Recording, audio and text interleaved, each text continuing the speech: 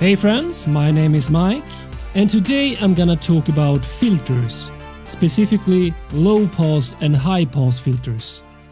Alright, so if you watched the last episode you already heard the beat I've created here, but let's listen to it once again.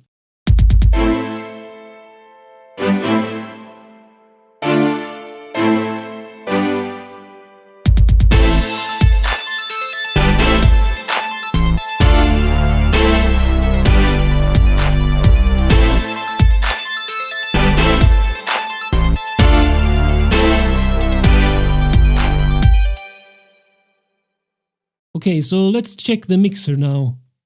So what are low pass and high pass filters? Well, let's go up in the mixer and check them out. So on most mixing consoles, the filter section is located above the EQs. And as you can see here, it says LPF, which stands for low pass filter, and HPF, which stands for high pass filter. And it actually means exactly what the name suggests. The low frequencies will pass with the low pass filter, and with the high pass filter, the high frequencies will pass. So this means that if you want to cut the low frequencies, you use the high pass filter, and vice versa. If you want to cut the high frequencies, you use the low pass filter. And this might be confusing in the beginning, but you actually have some help here with this little picture here.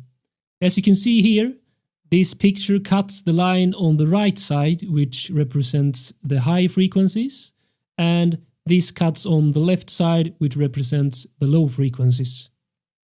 Alright, so now you know what it does, but what the fire can it do for you? Well, look at my mix here. As you can see, high pass filters are on every channel except for the kick and the sub bass.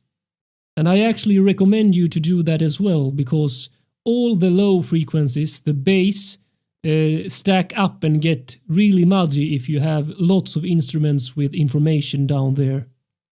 So basically you remove that information in the low end from these other instruments by using the high pass filter and leaving that space for the sub bass and the kick.